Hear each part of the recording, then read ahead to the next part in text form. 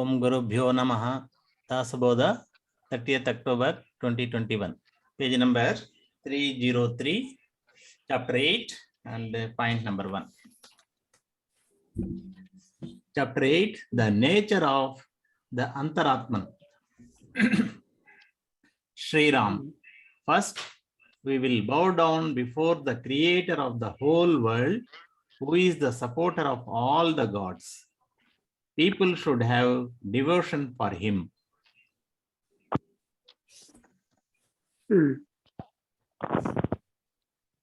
మొదటిసారిగా ఈ ప్రపంచం అంతటిని సృష్టించిన సృష్టికర్తకి వినిపిస్తున్నదా? వినబడుతుంది మేడం. సృష్టికర్తకి నమస్కరిద్దాం. Whole world is the supporter of all the god. ఆయన సమస్త దేవతలకి ఆధారంగా ఉన్నాడు, మొత్తం జగత్తుకి ఆధారంగా ఉన్నాడు. ఈ జగత్తుని అంతటినీ సృష్టించిన వాడు. People should have devotion for him. ఆయన పట్ల భక్తి కలిగి ఉండాలి ప్రజలు. Nothing is possible without his power and will. Even a leaf which is fallen will not move without his will. By his will, all the three worlds function. ఆయన ఒక శక్తి ఇచ్చా లేకుండా ఏది సంభవం కాదు. ఒక ఆకు చెట్టు మీదకి పడ్డం కూడా ఆ భగవద్ ఇచ్చతోటి జరుగుతుంది. ఆయన ఇచ్చతోనే మూడు లోకాలు కూడా పనిచేస్తుంది. He is the inner Atman of all the gods, the demons, and the human beings. He is the director of the 4 streams of life and the 4 levels of language. ఆయన అంతమంది దేవతలకి అంతరాత్మ ఉన్నాడు. దెయ్యాలు, మానవులు అందరికీ కూడా ఆయన ఆత్మ ఉన్నాడు. ఆయన ఈ 4 రకాలైనటువంటి జీవిత ప్రవాహానికి 4 లెవెల్స్ ఆఫ్ భాషలకి ఆయన డైరెక్టర్ అయి ఉన్నాడు, నిర్దేశకుడు. He alone occupies all the bodies and conducts their life according to the condition. How far can we describe his activities without the whole creation? ఆయన ఒక్కడే ఇన్ని శరీరాలను నడిపిస్తున్నాడు. వాళ్ళ ఆ శరీరాల్లో ఉన్న జీవాన్ని నడిపిస్తున్నాడు వాళ్ళ పరిస్థితులను బట్టి. ఎంత నాయన్ని వర్ణించగలం? ఆయన పనులన్నీ కూడా ఈ మొత్తం ఈ సృష్టి అంతా కూడా ఆయన పనులే. He who is this hidden God should be called Ishvara or the God. The great beings enjoy their glory because of him. ఎవరైతే who has recognized this God, ఈ లక్షణాలతో he who is hidden, ఎవరైతే గుప్తంగా ఉన్న ఈ దేవుడే ఆయన్ని మనం ఈశ్వరుడు అంటున్నాం, లేదా భగవంతుడు అని. మహాత్ములు కూడా ఆయన యొక్క వైభవాన్ని ఆయన వలనే అనుభవిస్తున్నారు. He who has recognized this God with these qualities himself becomes one with the whole universe. In that state, who will give importance to the trance or the natural state? ఏ వ్యక్తి అయితే ఎవరైతే ఆ పరమాత్మని గుర్తించాడో ఈ లక్షణాలన్నిటితో, అంటే ఈ పై చెప్పిన లక్షణాలన్నిటితో ఆయనే భగవంతుడు అయిపోతాడు. విత్ ద హోల్ యూనివర్స్, ఆ మొత్తం జగత్ అంతటితోటి ఆయన ఒకటి అయిపోతాడు. ఆ స్థితిలో ఎవరు ఆ అధిగమిస్తున్నా, అంటే ఈ స్థితి కంటే ఉన్నత స్థాయికి దానికి ఎవరు ప్రాముఖ్యత ఇస్తారు? సహజ స్థితికి ఉన్నత స్థితికి ఎవరు ప్రాముఖ్యత ఇవ్వగలరు? ఆయన అంతటా అయిపోయింది, ఒకటైపోయింది. When you examine the whole process of creation and destruction minutely, then only you will come to know the nucleus or the most essential principle easily. Then you have not to undergo heavy penance. మీరు ఎప్పుడైతే ఈ మొత్తం సృష్టి యొక్క పద్ధతి, దాని యొక్క వినాశనం సూక్ష్మతరంగా పరీక్షిస్తారో అప్పుడు మాత్రమే మీరు అందులో ఉన్నటువంటి న్యూక్లియస్ అన్నదాన్ని, ఏదైతే అతి ముఖ్యమైనటువంటి ఆ తత్వాన్ని సులువుగా పట్టుకోగలరు. అప్పుడు మీరు ఏమీ భారీగా ఉన్న ఈ తపస్సు మొదలైనవి మీరు చేయనవసరం లేదు. Really, who is there who has penetrated this subject of Antaratman? Many people stop with attainment of inadequate knowledge and get satisfied. అంటే నిజంగా ఈ లోపలికి చొచ్చుకుపోయే అంతరాత్మ యొక్క ఈ సబ్జెక్టు ఎవరికి తెలిసిన వాడు ఎక్కడున్నాడు? చాలా మంది ప్రజలు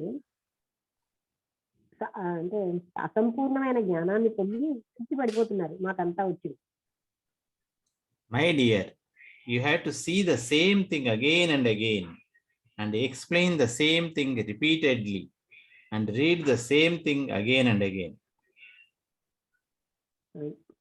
ఆయన ఏమంటున్నాడంటే, ప్రియమైన అందరికీ చెప్తున్నాడు, మీరు ఈ విషయాన్ని తిరిగి మీరు దాన్ని చూడాలి, దాన్ని మీరు తిరిగి వివరించాలి, తిరిగి చదవాలి కూడా.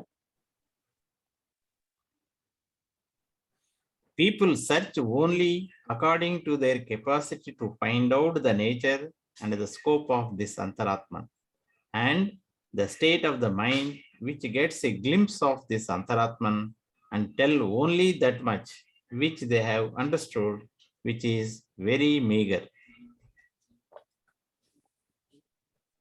ప్రజలు అన్వేషిస్తూ వెతుకుతూ ఉంటారు, వాళ్ళ యొక్క సమర్థతను బట్టి వాళ్ళు తెలుసుకోగలుగుతున్నారు ఆ సహజత్వం, అంటే ఆ స్వభావాన్ని. ఆ తర్వాత అంతరాత్మని వాళ్ళకి ఎంత సమర్థత ఉందో అంతే అర్థం చేసుకోగలుగుతున్నారు. వాళ్ళ యొక్క మానసిక స్థాయి అది కేవలంగా ఒక్క తళుకులాగా గ్రహిస్తూ ఉంటుంది అంతరాత్మని. అదే వాళ్ళు ఏం చెప్తూ ఉంటారంటే అది అర్థమైపోయిందని చెప్తారు. అది కేవలం అతి స్వల్పంగా తెలిసినది. The fact is, even if you listen and see endlessly, that is not sufficient to understand the Antaratman. What can a person, the poor embodied creature, know? No. అది ఫ్యాక్ట్ ఏంటంటే, నిజం ఏంటంటే, మీరు దీన్ని చూసినా విన్నా అనంతంగా విన్నా చూసినా అది చాలదు దాన్ని అంతరాత్మను అర్థం చేసుకోవడానికి. ఏ వ్యక్తి అయితే దేహంతో ఉంటున్నాడో అంటే దేహంతో ఉన్నటువంటి ఏ జీవి ఏం చేయగలడు, ఏం తెలుసుకోగలడు? The incomplete, limited jiva is not capable of understanding that which is complete, because he does not examine it continuously without break, and if he goes on eliminating dross, he himself does not remain separate from God. ఈ అసంపూర్ణమైన పరిమితమైన జీవం అనేది ఆ సంపూర్ణమైనటువంటి దాన్ని అర్థం చేసుకోవడం అసమర్థమైంది. ఎందుకంటే దాన్ని ఆయన నిరంతరాయంగా పరీక్షలేదు, అడ్డు లేకుండా, ఆపు లేకుండా. ఆ విధంగా ఆయన అవసరం లేని దాన్ని అంతటినీ తీసి పారేస్తే ఆయనే పరమాత్ముడు అయిపోతాడు. అప్పుడు ఆయన వేరుగా ఉండడు. You should call yourself a devotee only if you are not separate from God. Otherwise, you will in vain trouble yourself.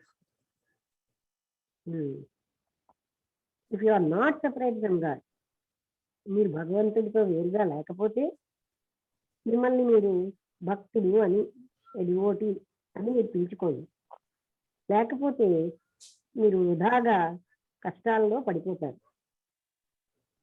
This is like a man who goes to see a house but does not know who the owner is, or one who travels through a country but does not know who is the king, who the king is. అలాంటి వ్యక్తి ఏ వ్యక్తి అయితే ఇక ఇంటికి వెళ్ళి ఆ ఇంటి యజమాని ఎవరో తెలియలేదు. లేకపోతే ఇంకో ఉదాహరణ ఏంటంటే ఒక దేశానికి వెళ్ళి అక్కడ రాజు ఎవరో తెలియదు. అలా ఉంటుంది ఆ పరిస్థితి.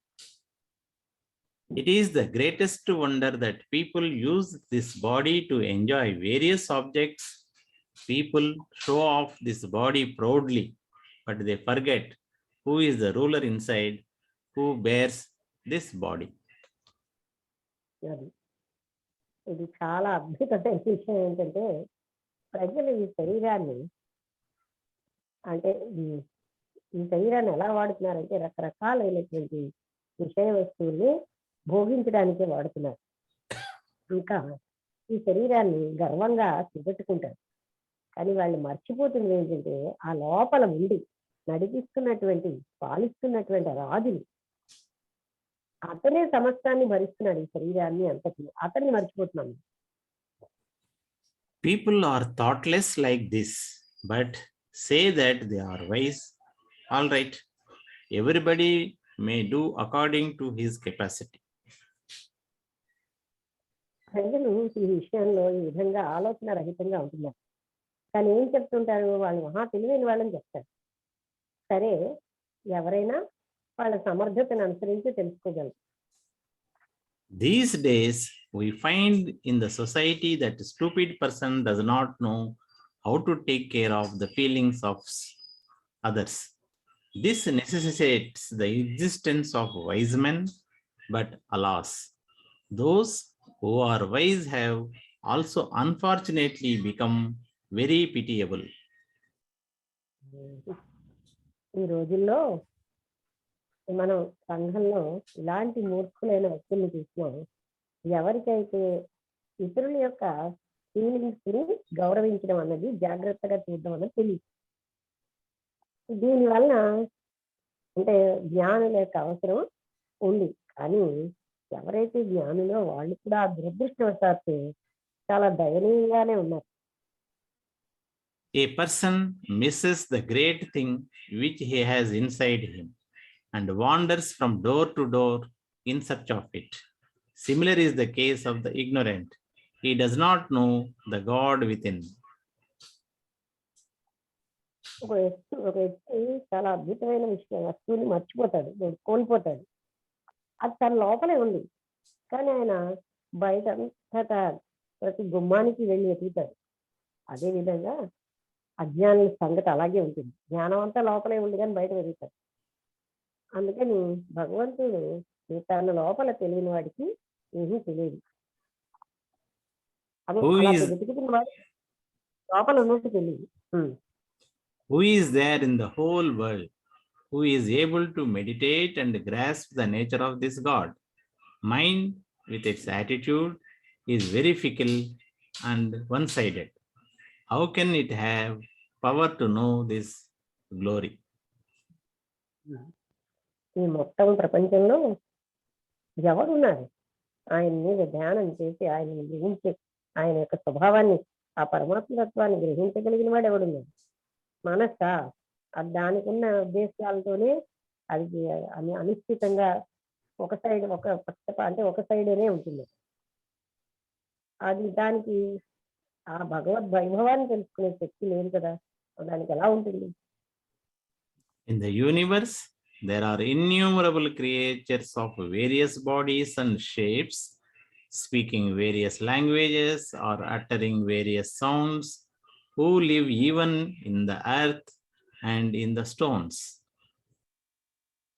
ఈ జగత్తులో అనేకమైనటువంటి జీవులు ఎన్నో వివిధమైన శరీరాలతో, ఆకారాలతో, రకరకాలైన భాషలు మాట్లాడుతూ, రకరకాలైన ధ్వనులు చేస్తూ అవి భూమి మీద, భూమిలోను, తర్వాత రాళ్లలోనూ కూడా ఉన్నాయి.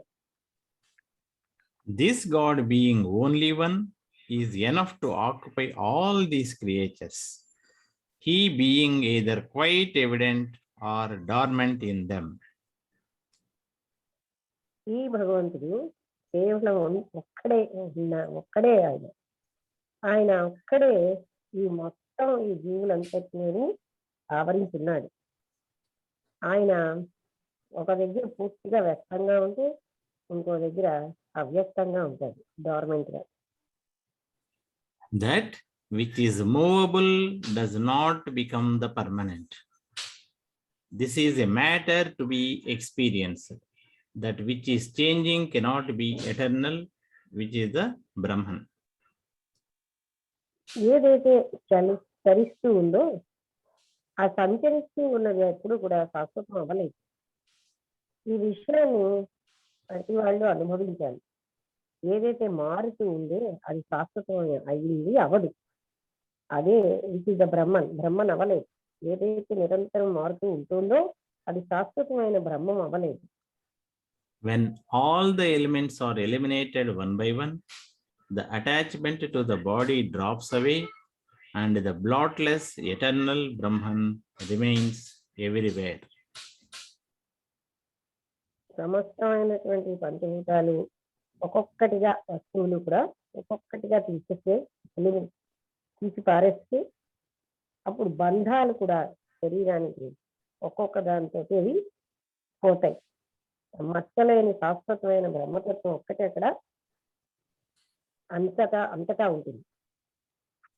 The way of discrimination is to question what one is, how one is, and where one is. But a person who is himself not mature in his intelligence cannot grasp this. వివేకం బాగా ఉన్న వ్యక్తి ప్రశ్నిస్తూ ఉంటాడు ఏంటంటే, ఒక వ్యక్తి అంటే ఎవరు, ఏ విధంగా ఉంటాడు, ఆయన ఎక్కడున్నాడు అంటే వాట్ వన్ అంటే ఒకడు.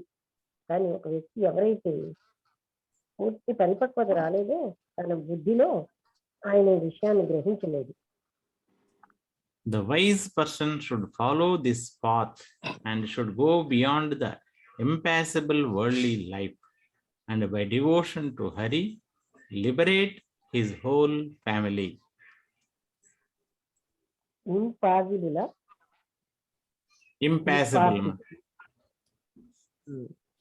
జ్ఞానం ఉన్న వ్యక్తి ఈ మార్గాన్ని అనుసరించి ఆయన ఇంపాసిబుల్ వరల్డ్లీ లైఫ్ అంటే అధిగమించలేనటువంటి ప్రపంచ తత్వాన్ని, జీవితాన్ని ఆవలకు వెళ్ళిపోవాలి.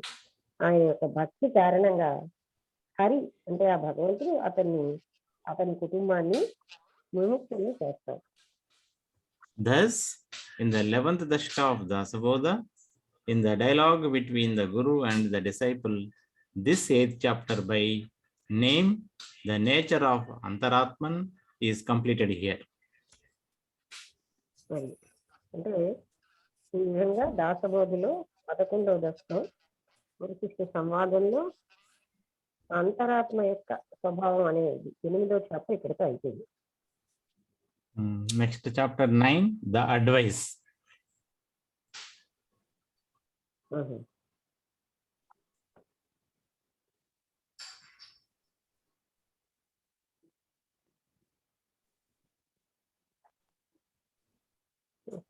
ఓపెన్ అవ్వట్లేదు అక్కడి నుంచి.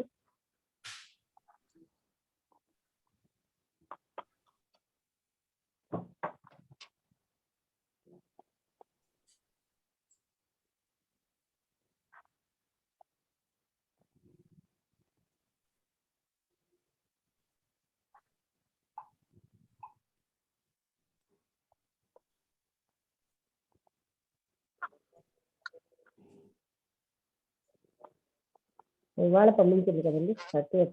అవును మేడం. తిరుగుతోంది, ఓపెన్ అవ్వట్లేదు.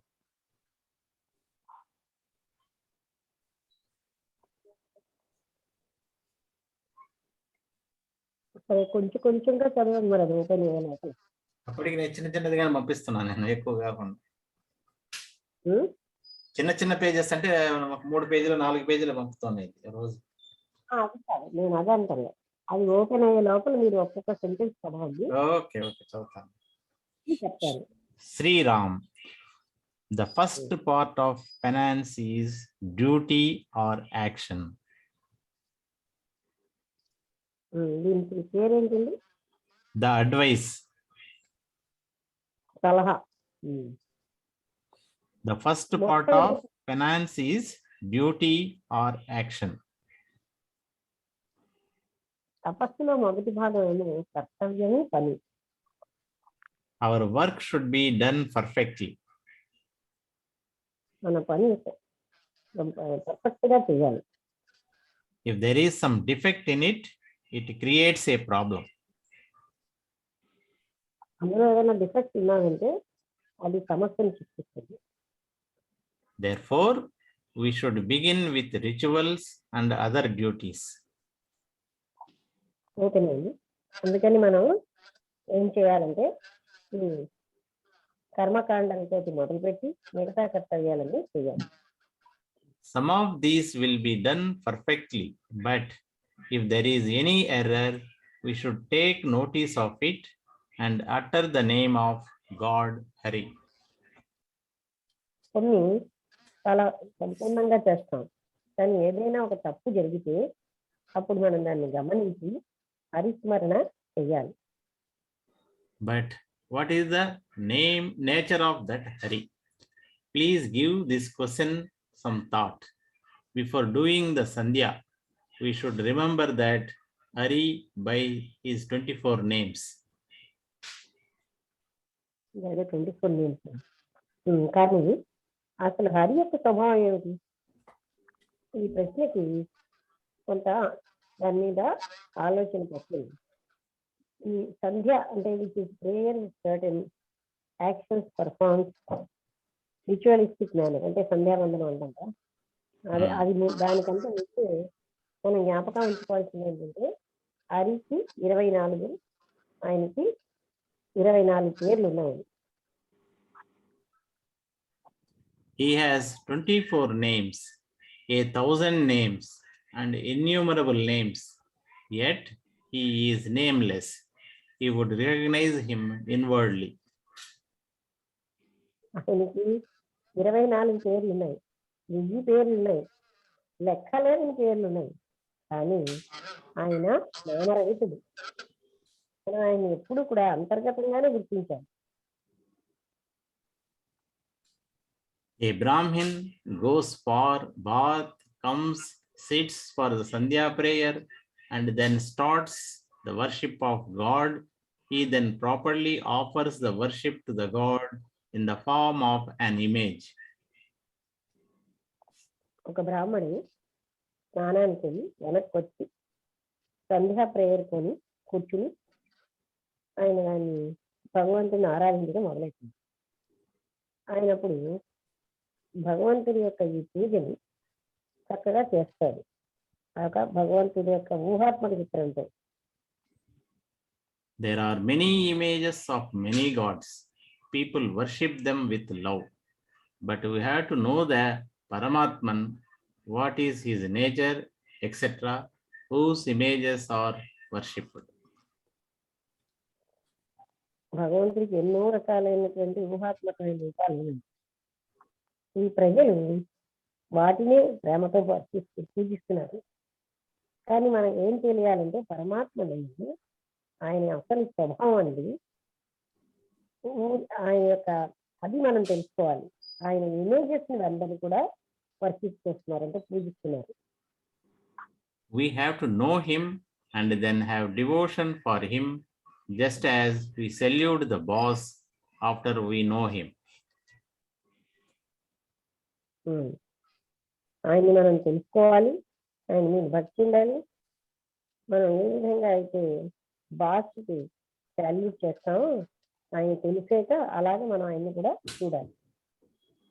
Similarly, the Paramatman should be recognized by proper thought.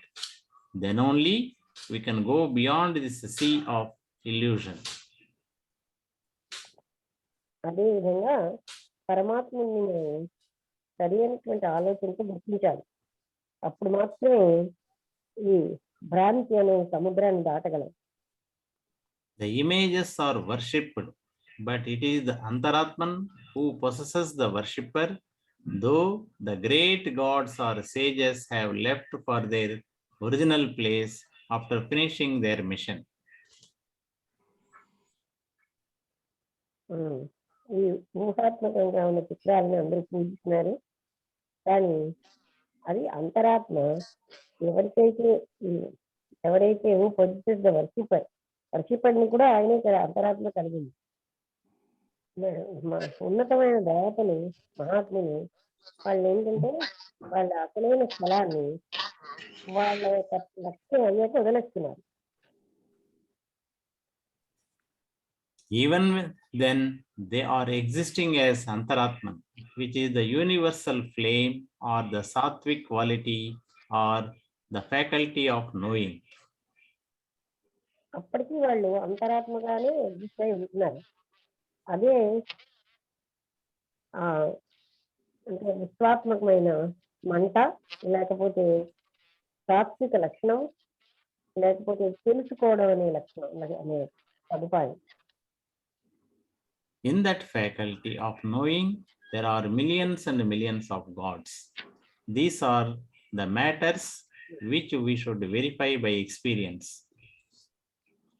ఆ తెలుసుకోవడం అనే లక్షణం వల్ల మిలియన్స్ అండ్ మిలియన్స్ దేవతలు మనము ఉంటున్నారని తెలుస్తుంది. వీళ్ళందరూ కూడా మన అనుభవంతో వెరిఫై చేయాలి. ఈ విషయాలన్నీ అనుభవంతో వెరిఫై చేయాలి. In the Pura of this body, which means the town of our body, he resides as a God and therefore he is called Purusha. Now we should recognize the Lord of the world in the outer world. నవద్వారపురే దేహి అని భగవద్గీతలు చెప్తారు. నవద్వారపురం, ఈ పుర అనేది శరీరాన్ని, దాని అర్థం ఏంటంటే పట్టణం అని. ఆయన అందులో భగవంతుడు అక్కడ జీవిస్తున్నాడు, అందువల్ల ఆయన్ని పురుష అంటున్నారు. పురంలో ఉన్నవాడు కనుక పురుష. మనం ఇప్పుడు ఆయన్ని ప్రపంచం మొత్తం జగత్తంతరికి ప్రభువుగా గుర్తించాలి. బాహ్య ప్రపంచం. We should understand the Atman who is inside the whole world as universal consciousness, and it is he who directs all the bodies from within.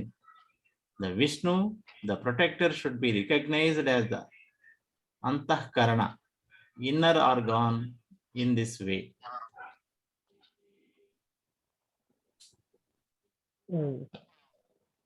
We should understand Atman. ఆత్మని మనం అర్థం చేసుకోవాలి.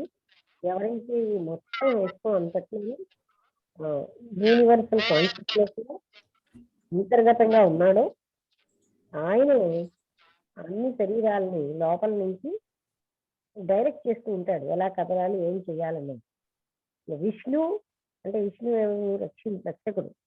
ఆయన ఎలా గ్రహించాలంటే ఆయనని అంతఃకరణ గానే ఆయన్ని మనం గ్రహించాలి. ఇన్నర్ ఆర్గన్, ఈ పాత్రలో ఆయన ఇన్నర్ ఆర్గన్ గా గ్రహించాలి, అంతఃకరణగా. The wise people should know that the God Vishnu, who is in the world, is also in us as the doer and the enjoyer of sense objects. జ్ఞానులు ఏం తెలుసుకుంటారంటే భగవంతుడే అతనే విష్ణు అని, ఆయనే ఈ ప్రపంచానికి who is the world, who is in the world is also in, ఆయన ప్రపంచంలో ఉన్న ఆయన మనలో కూడా ఉన్నాడని, ఒక పని చేసేవాడుగా, కర్తగా, భోక్తగా, మన ఇంద్రియ సుఖాలన్నింటినీ అనుభవించేవాడుగా మనలో కూడా ఆయనే ఉన్నాడు. He listens, looks, smells, tastes, and by knowing and thinking, he recognizes the people who are ours and who are strangers.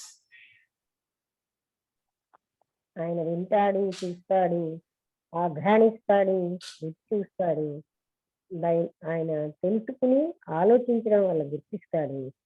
ఎవరైతే మనవాళ్ళు, ఎవరైతే కొత్త వాళ్ళో గ్రహించడం.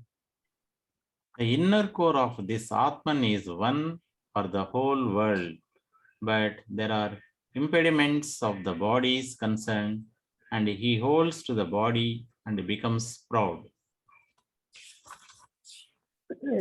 ఇది ఈ ఆత్మ యొక్క లోపల లోపలన్నది ప్రపంచం అంతా వ్యాపించిన ఒక్కడే, కానీ ఎన్నో అడ్డులు ఉన్నాయి ఈ శరీరాలు.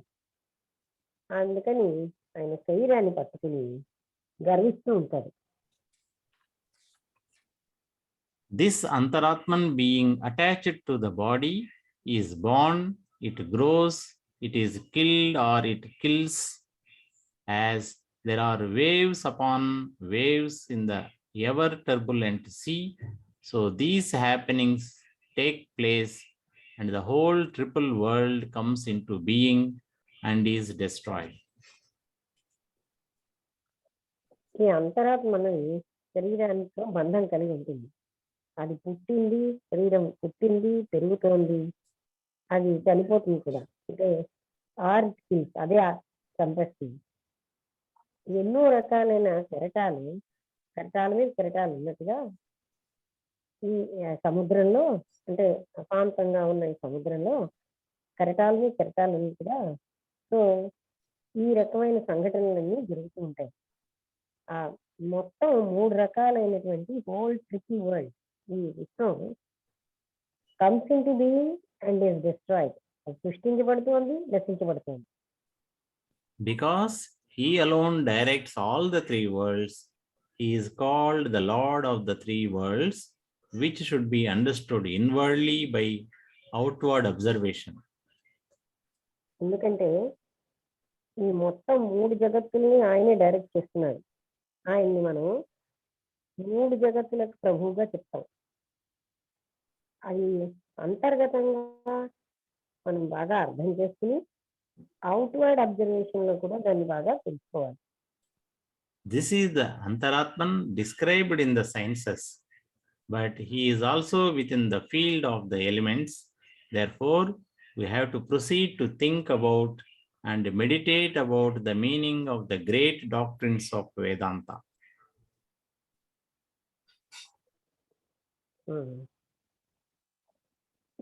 ఇదే అంతరాత్మ. దీన్ని అన్ని శాస్త్రాల్లో వర్ణించారు. అయితే ఆయన మొత్తం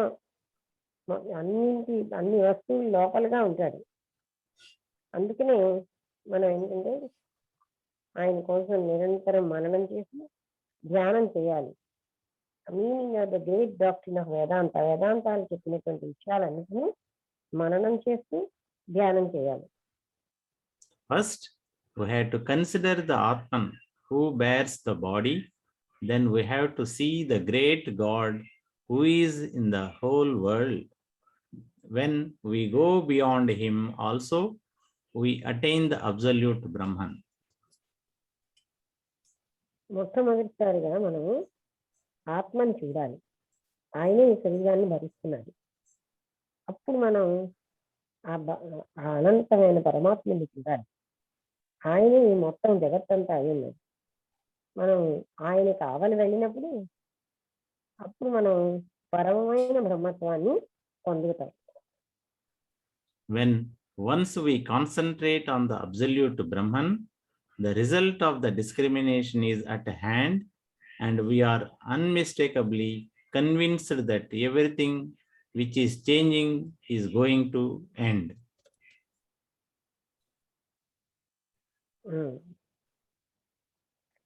ఎప్పుడైతే మనం ఆ పరమైన పరబ్రహ్మతత్వం మీద ఏకాగ్రతతో చూస్తున్నాము, అప్పుడు ఆ ఫలితం అన్నది అప్పుడు మనకి ఏం తెలుస్తుందంటే వివేకం మన చేతుల్లోనే ఉందండి. అప్పుడు మనం ఏ తప్పు లేకుండా ఒప్పుకుంటాం ఏంటంటే ఏదైతే మారుతూ ఉందో అది నాశనం అయిపోతుంది ఒకనాడు అని మనం తెలుసుకుంటాం. When we consider and come to know that the blotless beyond the beginning, the existence and the destruction, then the knowledge is turned into spiritual wisdom, a matter of direct experience. మనం ఎప్పుడైతే పరిగణించడం తెలుసుకోవడం చేస్తున్నాము ఏంటంటే ఇది మచ్చలేనటువంటిది, అది అంతు, దానికి beginning ఆది లేదు, ఎగ్జిస్టెన్స్ అంటే దానికి ఉనికి లేదు, అది నాశనం లేదు. అప్పుడు ఈ జ్ఞానం అన్నది మనకి ఆధ్యాత్మికమైన జ్ఞానంగా, మాస్టర్ ఆఫ్ డైరెక్ట్ ఎక్స్పీరియన్స్ అంటే ఆయనకి డైరెక్ట్ అనుభూతి జ్ఞానంగా మారుతుంది. మేడం టైం అయిపోవచ్చింది. ఇంకో 3 పాయింట్లు రేపు తీసుకుందాం. సరిపోదు టైం. ఆపేద్దాం. Okay madam. అందరికీ నమస్కారం.